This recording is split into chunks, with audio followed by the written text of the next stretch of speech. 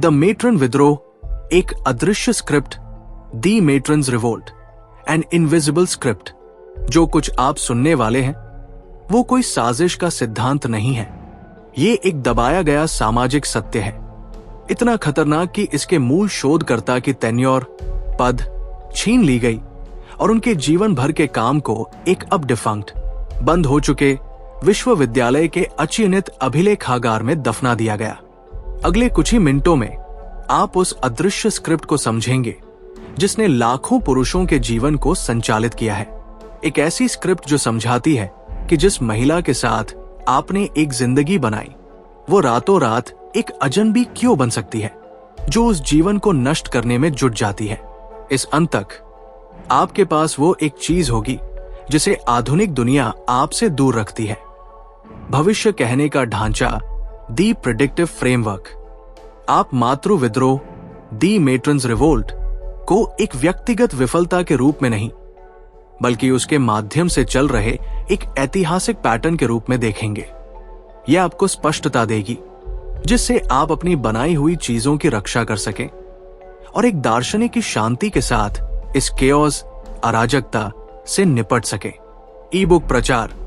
इससे पहले कि हम शुरू करें, यदि आप वास्तविक व्यक्तिगत विकास के बारे में गंभीर हैं, न कि केवल आरामदायक झूठों के बारे में बल्कि उस कठोर बेपरवाह सच्चाई के बारे में, तो आपको मेरी ई book the black book of human nature में वास्तविक मूल्य मिलेगा।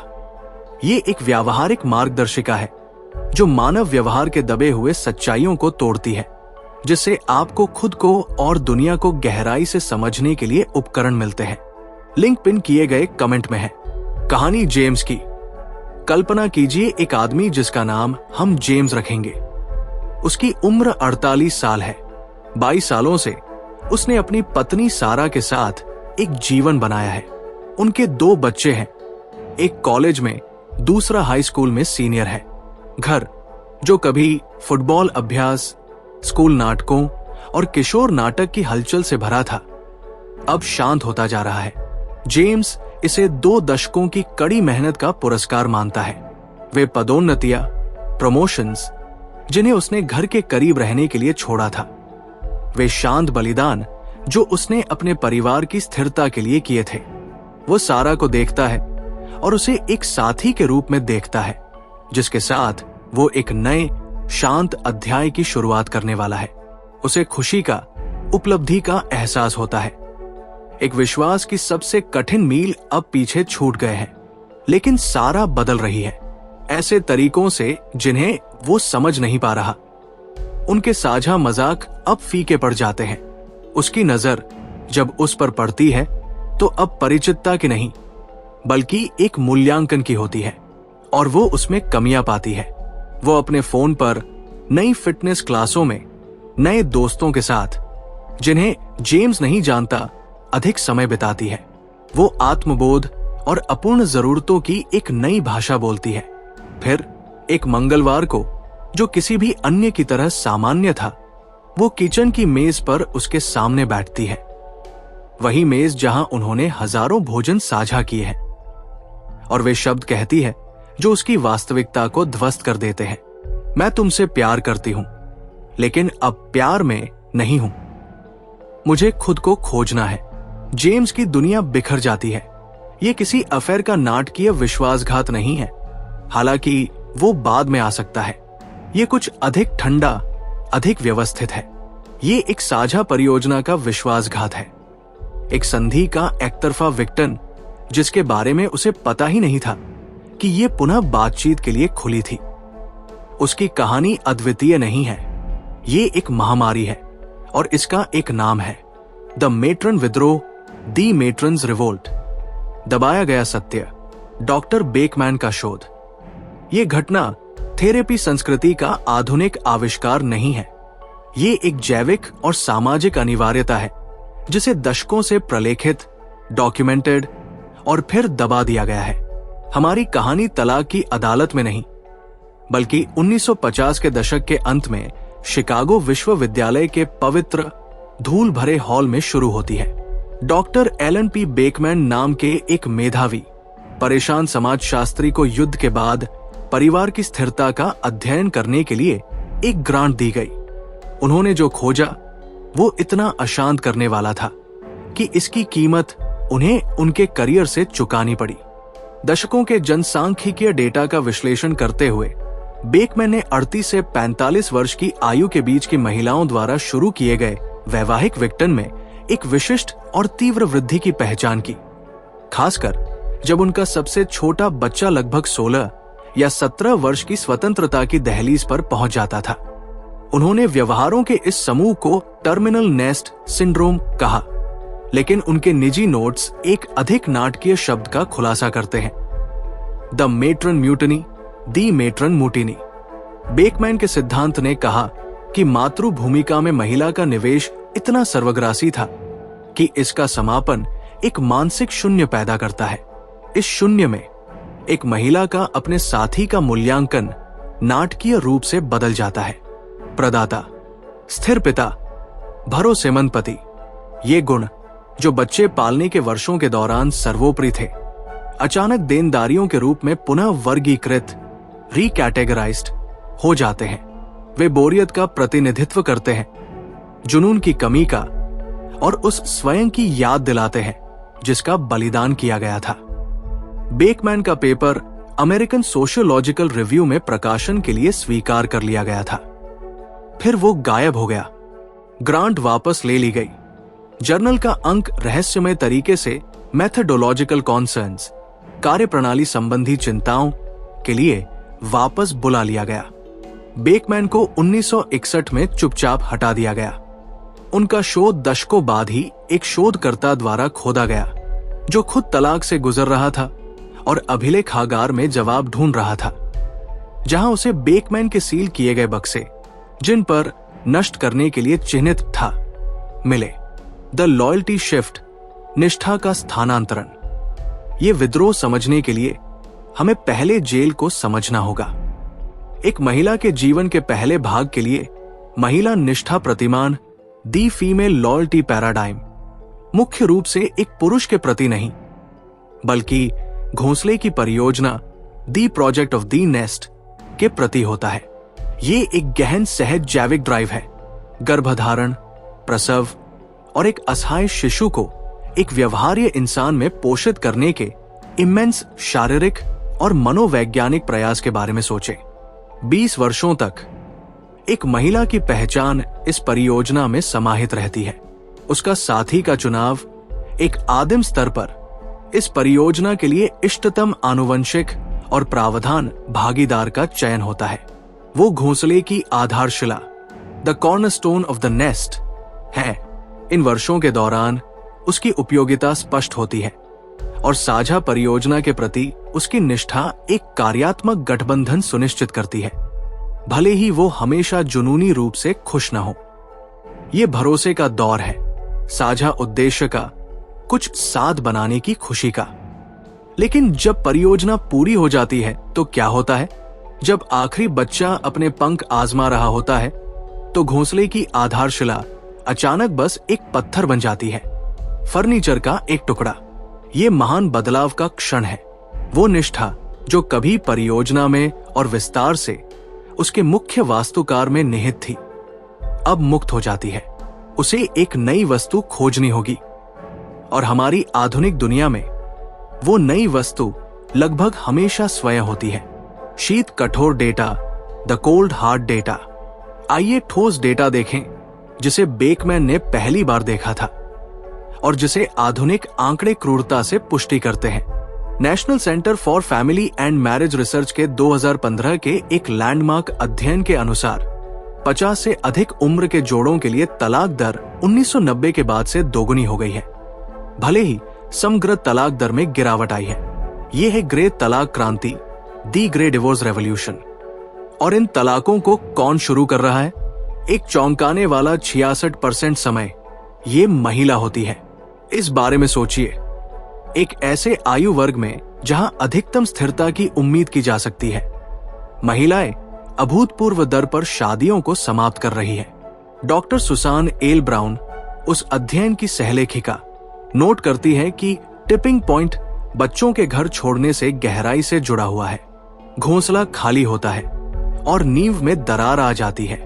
ये पुरुषों के युवा महिलाओं के लिए अपने परिवारों को छोड़ने के बारे में नहीं है। वो क्लासिक मध्य जीवन संकट, मिड लाइफ क्राइसिस की कहानी। ये एक महिला चालित घटना है। ये एक गणना किया गया, अक्सर ठंडे ढंग से निष्पादित एक अनुबंध से पीछे हटना है जो उसे लगता है कि समाप्त हो गया है। इन तलाकों में इस्तेमाल की जाने वाली भाषा बहुत कुछ कहती है। ये आमतौर पर वो अपमानजनक था या वो बेवफा था नहीं होती। भाषा भावनात्मक असंतोष की होती है। हम अलग हो गए, उसने मेरी भावनात्मक जरूरतों को पूरा नहीं किया, मुझे अपनी खुशी ढूंढनी है। ये महान पुनर्ढांचाकरण, दी ग्रेट रीफ्रेमिंग की भाषा है, जहां पुरुष की पिछली विश्वसनीयता को पूर्वव्यापी रूप से रेट्रोएक्टिवली भावनात्मक उपेक्षा के रूप में वर्गीकृत किया जाता है। प्रदान करने के प्रति उसका समर्पण को अनुपस्थिति के रूप में फिर से ढाला जाता है। उसकी शांत स्थिरता को जुनून की कमी का नाम दिया जाता है। ये वर्तमान विद्रोह को सही ठहराने के लिए वैवाहिक इतिहास का पुनर्लेखन है। रॉबर्ट की कहानी कॉन्टेम्प्ट, तिरस्कार का क्षण। मैं आपको एक और कहानी बताता हूं जो इस बदलाव की चौंकाने वाली, विसरल, आंत तक महसूस होने वाली प्रकृति को दर्शाती है। रॉबर्ट नाम का एक व्यक्ति जो खुद एक इतिहासकार था, अपनी 25 साल की पत्नी के छोड़ने के बाद मेरे पास आया। उसने वो क्षण बताया जब वो जान गया कि ये खत्म हो गया है। ये कोई झगड़ा नहीं था, ये एक छुट्टी थी। उनके सबसे छोटे बच्चे के विश्वविद्यालय जाने के बाद उनकी पहली यात्रा अकेले। वे इटली के एक खूबसूरत तटीय शहर में थे। वो खुशी और नवीनीकरण की भावना से भरा हुआ था। वो प्राचीन वास्तुकला और आश्चर्यजनक दृश्यों की ओर इशारा कर रहा था। वह पल साझा करने के लिए उसकी ओर मुड़ा और देखा कि उसका चेहरा शुद्ध, मिलावट रहित, बोरियत का मुखौटा था। और फिर उसने एक आह के साथ कहा, जो निराशा के एक कुएं की तलहटी से आई लगती थी, क्या बस यही है?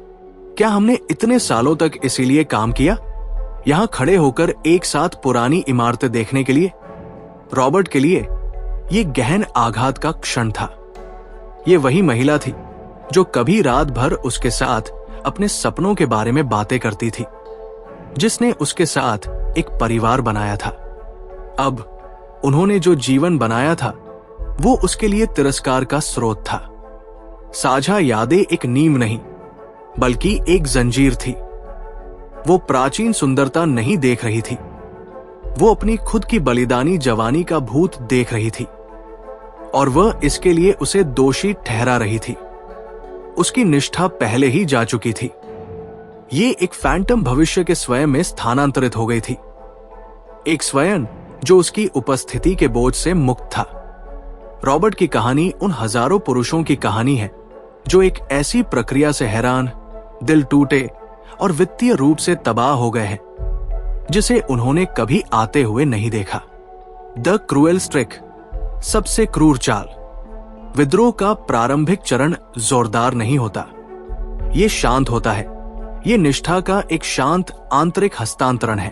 वो खुशी जो उसे कभी पारिवारिक जन्मदिनों से, क्रिसमस से, घरेलू जीवन की सामान्य लय से मिलती थी, वाष्पित हो जाती है।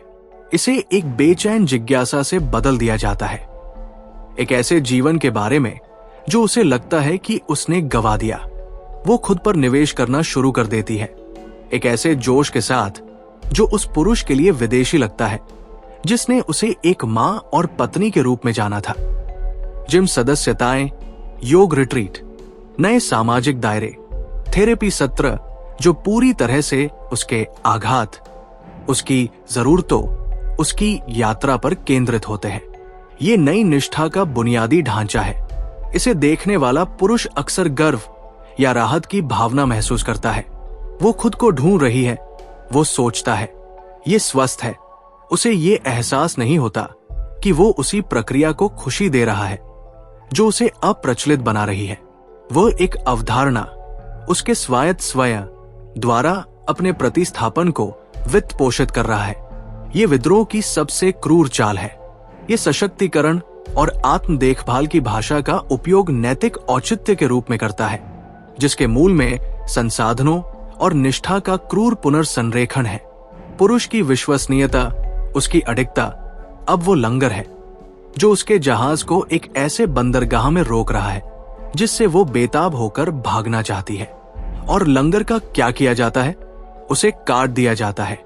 जैविक और मनोवैज्ञानिक सत्य। तो इसकी जड़ क्या है? क्या ये सिर्फ मनमानी है? नहीं, नींव एक भयानक जैविक और मनोवैज्ञानिक सत्य में निहित है।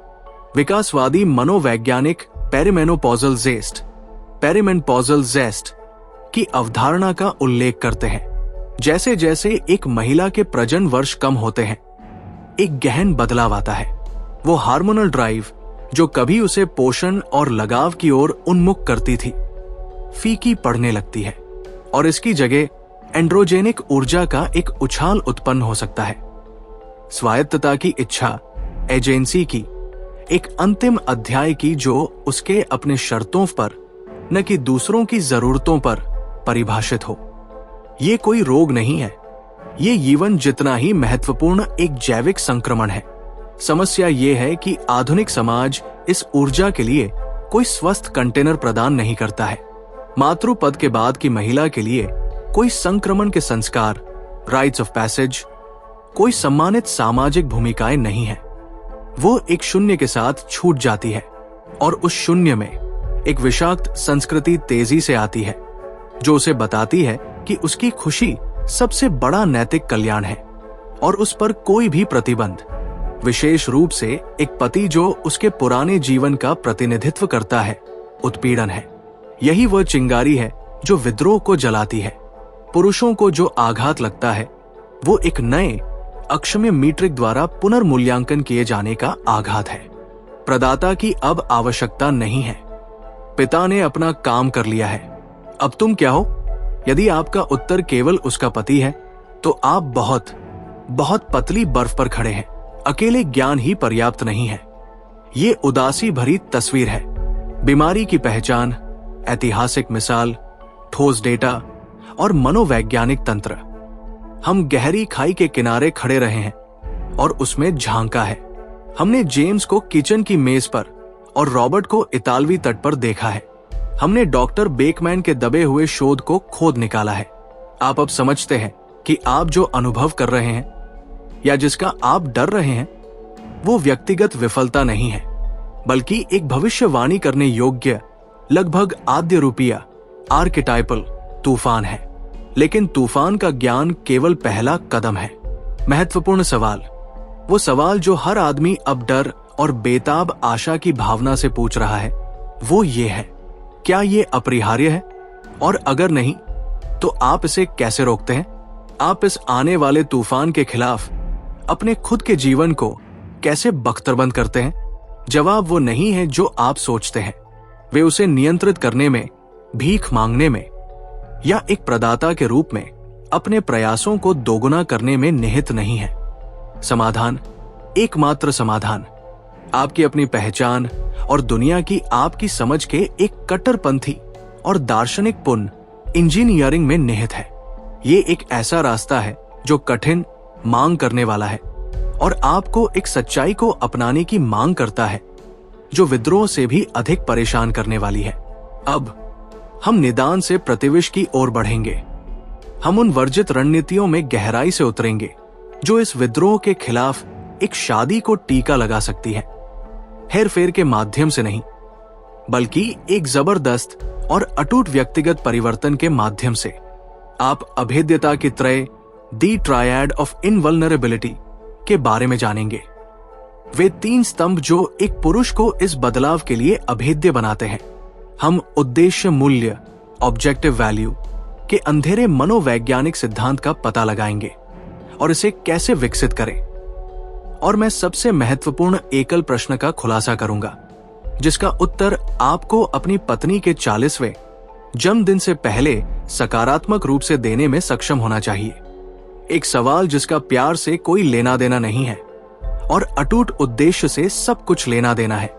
तूफान हर पुरुष के लिए आ रहा है। सवाल यह है कि क्या आप वो होंगे जो मलबे में बिखर जाएगा या क्या आप खुद बवंडर की आंख, the I of the hurricane होंगे?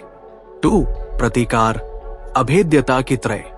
ये एहसास कि मातृ विद्रोह एक व्यक्तिगत विफलता नहीं, बल्कि एक ऐतिहासिक और जैविक तूफान है, एक ठंडी सांत्वना का स्रोत हो सकता है। ये अराजकता को समझाता है, लेकिन छत को उड़ने से नहीं रोकता। आप अब एक सबसे महत्वपूर्ण मोड़ पर खड़े हैं, जिसका सामना एक पुरुष कर सकता है। तूफान को समझने और उससे कैसे मिलना है, ये तय करने के क्षण के बीच। औसत पुरुष का रास्ता घबराहट और प्रतिक्रिया का होता है। वो भीख मांगता है, वो बातचीत करता है, वो बदलने का वादा करता है, वो भावनात्मक हो जाता है। वो उसके आंदोलनों, उसके दोस्तों, उसके खर्चों को नियंत्रित करने की कोशिश करता है। ऐसा करने में वो विद्रोह के सामने अंतिम पाप करता है। वो उसकी हर आशंका की पुष्टि करता है। वो साबित करता है कि उसकी स्थिरता एक दिखावा थी, कि उसकी ताकत उसकी आज्ञाकारिता पर निर्भर थी। वो नाटक का स्रोत, प्रबंधित होने वाली समस्या, एक आश्रित, एक साथी नहीं बन जाता है। अतीत को बहाल करने के लिए उसकी याचनाएं उसे एक जेलर के रूप में सुनाई देती है, जो अपने कैदी को दूर जाते हुए देख रहा है। ये प्रतिक्रिया विद्रोह के लिए उर्वरक है, उसी प्रक्रिया को तेज करती है जिसे वह रोकने की कोशिश करता है। ये एक महंगी, कड़वी और भावनात्मक रूप से विनाशकारी हार का गारंटीकृत रास्ता है, जहां वह न केवल अपने परिवार को, बल्कि अपनी गरिमा, अपनी वित्तीय सुरक्षा और अपने आत्मबोध को खो देगा। लेकिन एक और रास्ता है। ये हेरफेर या खेल खेलने का रास्ता नहीं है। ये गहन दार्शनिक और अटूट आत्म पुनर्निर्माण का रास्ता है। ये बवंडर की आंख बनने का रास्ता है।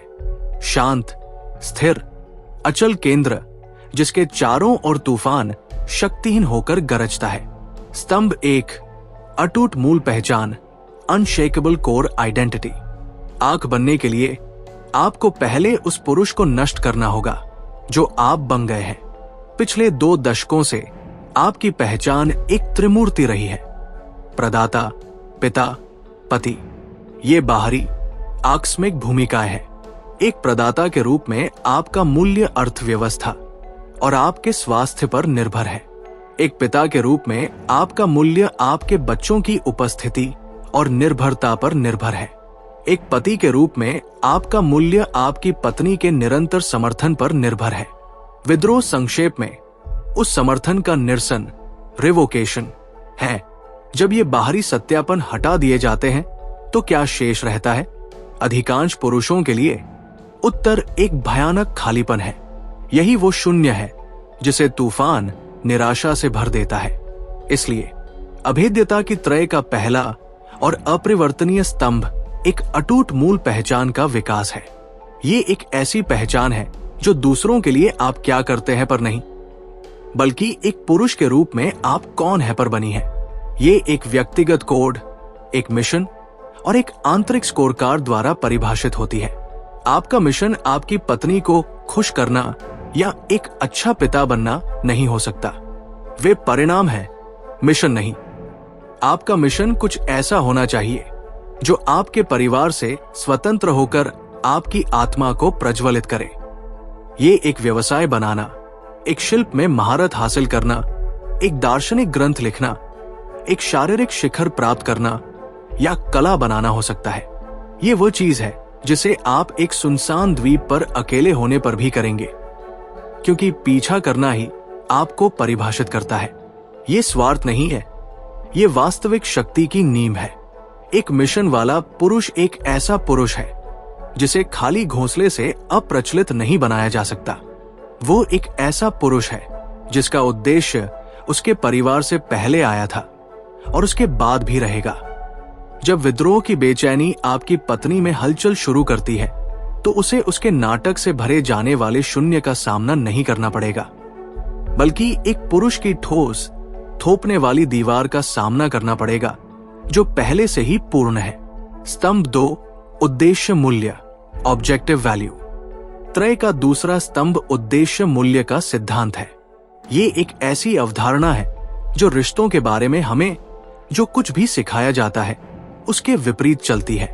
हमें बताया जाता है कि प्यार बिना शर्त है, कि मूल्य व्यक्तिपरक है। ये एक खतरनाक कल्पना है। क्रूर सत्य ये है कि सभी मानव संबंध, खासकर रोमांटिक प्रकार के, मूल्य के निरंतर मौन मूल्यांकन द्वारा शासित होते हैं। बच्चे पालने के वर्षों के दौरान आपका मूल्य उद्देश्यपूर्ण और स्पष्ट था। प्रावधान, स्थिरता, सुरक्षा। विद्रोह तब शुरू होता है जब उस मूल्य को शून्य पर मूल्यह्रास, डेप्रिसिएटेड टू जीरो, माना जाता है। आपकी पत्नी अब आपको एक नए बेहोश मूल्य मीट्रिक द्वारा आकलन कर रही है।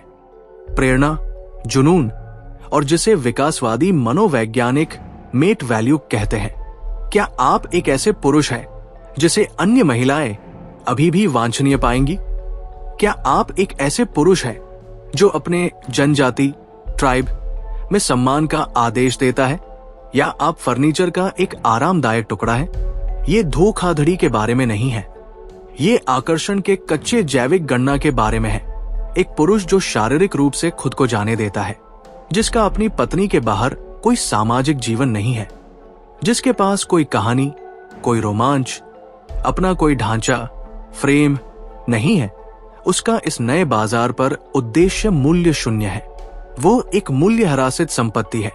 अभेद्य बनने के लिए आपको एक उद्देश्य मूल्य विकसित करना होगा जो दिखाई देने वाला और निर्विवाद हो। ये शारीरिक से शुरू होता है। आपका शरीर आपकी इच्छा का मंदिर है। एक कोमल शरीर एक कोमल इच्छा की बात करता है। आपको शरीर सौष्ठव, बॉडी बिल्डर बनने की आवश्यकता नहीं है, लेकिन आपको मजबूत, दुबला और महत्वपूर्ण, स्ट्रॉन्ग, लीन एंड वाइटल बनना होगा। ये शारीरिक परिवर्तन उसके लिए नहीं है। ये आत्मसम्मान का एक दैनिक अनुष्ठान है। ये एक शक्तिशाली गैर मौखिक संदेश प्रसारित करता है। मैं खुद को क्षय होने देने के लिए बहुत अधिक महत्व देता हूं। अगला है आपका सामाजिक मूल्य। क्या आपके पास भाइयों का एक समूह, बैंड ऑफ ब्रदर्स है? क्या आपके पास पुरुष है जो आपका सम्मान करते हैं, जिनके साथ आप चुनौतियां लेते हैं? अकेला पुरुष एक असुरक्षित पुरुष है। पुरुष पदानुक्रम, मेल हायरार्की में एकीकृत, इंटीग्रेटेड पुरुष एक जबरदस्त सामाजिक इकाई है। अंत में दुनिया में आपका मूल्य है। क्या आप अभी भी चढ़ रहे हैं? क्या आप अभी भी सीख रहे हैं? क्या आप परिणाम, कॉन्सिक्वेंस के व्यक्ति हैं? यही वो शक्ति है जिसे प्राचीन यूनानियों ने अरेते कहा था। उत्कृष्टता की अथक खोज और आपकी क्षमता की पूर्ति। जब विद्रोह से गुजर रही एक महिला एक ऐसे पुरुष को देखती है जो शारीरिक रूप से महत्वपूर्ण, सामाजिक रूप से जुड़ा हुआ और पेशेवर रूप से सम्मानित है, तो वो एक इस्तेमाल किए गए प्रदाता को नहीं देख रही है, वो एक पुरस्कार को देख रही है। गणना बदल जाती है। उसे त्यागने का विचार मुक्ति का कार्य नहीं, बल्कि उसके जीवन की सबसे बड़ी गलती बन जाता है। स्तंभ 3, उत्कृष्ट फ्रेम नियंत्रण, ट्रांसेंडेंट फ्रेम कंट्रोल। यह हमें तीसरे और सबसे सूक्ष्म स्तंभ, उत्कृष्ट फ्रेम नियंत्रण तक लाता है। फ्रेम एक रिश्ते का अनकहा संदर्भ है। ये वो वास्तविकता है जिसे आप दोनों सच मानते हैं। वर्षों से फ्रेम पारिवारिक परियोजना रही है। विद्रोह उस फ्रेम को तोड़ने और उसे एक नए से बदलने का एक प्रयास है। स्वयं की यात्रा। अधिकांश पुरुष जब इसका सामना करते हैं तो या तो सीधे लड़ते हैं, जो नियंत्रणकारी के रूप में सामने आता है, या वे आत्मसमर्पण करते हैं और उसके फ्रेम में प्रवेश करते हैं। उसकी आत्मखोज की यात्रा में एक सहायक चरित्र बन जाते हैं। एक भूमिका जो अनिवार्य रूप से स्क्रिप्ट से बाहर लिखे जाने की ओर ले जाती है। फ्रेम नियंत्रण में महारत हासिल करने वाला पुरुष न तो करता है, वो उसकी नई वास्तविकता को स्वीकार किए बिना स्वीकार करता है। वो अपनी जगह या भावनात्मक यात्रा के बारे में उसकी बात को एक अजीब आदिवासी अनुष्ठान का अध्ययन करने वाले मानव विज्ञानी की शांत, अनासक्त जिज्ञासा के साथ सुनता है। वो भावनात्मक नहीं होता है, वो सहमत या असहमत नहीं होता है। वो कह सकता है, मैं देखता हूं कि तुम अभी बहुत सी नई चीजें तलाश रही हो। ये सरल बयान उसके फ्रेम से लड़ता नहीं है। ये उसे एक उच्च वांटेज पॉइंट, लाभप्रद स्थिति से अवलोकन करता है। ये उसकी स्थिति को स्थिर, जमीन से जुड़ी वास्तविकता के रूप में बनाए रखता है, जिसके खिलाफ उसके अस्थायी तूफान को मापा जाता है। उसका अपना फ्रेम, जिसे उसे जीना और सांस लेना चाहिए, अटूट उद्देश्य और अटूट मूल्यों में से एक है। उसका फ्रेम ये नहीं है कि मुझे तुम्हें रहने की जरूरत है, बल्कि ये वो जीवन है जिसे मैं बना रहा हूं। उद्देश्य, शक्ति और उत्कृष्टता का जीवन। आपका इसमें स्वागत है, लेकिन इसकी अखंडता पर बातचीत नहीं की जा सकती। ये एक उत्कृष्ट फ्रेम है क्योंकि ये उसके कार्यों पर निर्भर नहीं करता है। जब वो छोड़ने की धमकी देती है तो फ्रेम नियंत्रण वाला पुरुष घबराता नहीं है। वो शांत होकर कह सकता है, मुझे उस फैसले पर पछतावा होगा क्योंकि मैं हमारी शादी के लिए प्रतिबद्ध हूं, लेकिन मैं इन सब से ऊपर अपने रास्ते और अखंडता के लिए प्रतिबद्ध हूं। चुनाव तुम्हारा है। ये एक राजा की भाषा है, एक भिखारी की नहीं। ये विनाशकारी पसंद का बोझ वापस उस पर स्थानांतरित कर देता है जहां वो संबंधित है, और ऐसा करने में ये अक्सर उस पसंद को अकल्पनीय बना देता है। वो अब एक जेलर के खिलाफ विद्रोह नहीं कर रही है, वो एक राजा को छोड़ने पर विचार कर रही है। अंतिम विरोधाभास। जहाज को छोड़ने के लिए तैयार रहें। इस यात्रा का अंतिम और सबसे प्रेरणादायक हिस्सा ये एहसास है कि मातृ विद्रोह को सफलतापूर्वक नेविगेट करना किसी भी कीमत पर एक शादी को बचाना नहीं है। ये एक ऐसा पुरुष बनना है जिसे पूरा होने के लिए शादी की जरूरत नहीं है। ये अंतिम विरोधाभास, द अल्टीमेट पैराडॉक्स है। संभवतः रिश्ते को बचाने का एकमात्र तरीका मन की एक ऐसी स्थिति तक पहुंचना है जहां आप उसे पूरी तरह से खोने के लिए तैयार है। ये काला capsule, the philosophical core of the black pill का दार्शनिक मूल है। ये एक कठोर लेकिन अंततः मुक्तिदायक वास्तविकता की स्वीकृति है। आपकी खुशी, आपकी कीमत, आपका मिशन किसी अन्य व्यक्ति की भावनात्मक स्थिति द्वारा बंधक नहीं बनाया जा सकता है। जब आप ये हासिल करते हैं, जब आपकी मूल पहचान ठोस होती है, आपका उद्देश्य मूल्य उच्च होता है और आपका फ्रेम उत्कृष्ट होता है, तो आप अभेद्यता की स्थिति प्राप्त करते हैं। विद्रोह जब यह आता है तो एक चट्टान के खिलाफ लहरों की तरह टूट जाएगा। आप अपनी पत्नी को वह एक चीज देंगे जिसकी उसके संक्रमण के अराजकता को वास्तव में आवश्यकता है। एक प्रतिक्रियाशील साथी नहीं, बल्कि एक चट्टान। एक ऐसा पुरुष जो उसके भ्रम को दर्पण नहीं करता, बल्कि एक ऐसा पुरुष जो उसका एक मजबूर विकल्प, कंपेलिंग अल्टरनेटिव प्रदान करता है। आप जहाज की तबाही नहीं, प्रकाश स्तंभ, लाइट हाउस बन जाते हैं। ये परिवर्तन सबसे कठिन चीज है जो आप कभी करेंगे। यह आपको खुश, आरामदायक, निष्क्रिय जीवन की पवित्र गाय को मारने और दार्शनिक योद्धा के अनुशासित, उद्देश्यपूर्ण और अक्सर अकेले रास्ते को गले लगाने की मांग करता है। ये एक परीक्षा है। अधिकांश पुरुष इसे विफल करेंगे और उनका जीवन कम हो जाएगा, लेकिन उन कुछ के लिए जिनमें तूफान का सामना करने का साहस है, डर से नहीं बल्कि खुद को कुछ अटूट में बनाने के गंभीर दृढ़ संकल्प के साथ, ये वो भट्टी बन जाता है जिसमें एक वास्तव में जबरदस्त जीवन अंततः और अपरिवर्तनीय रूप से तपाया जाता है।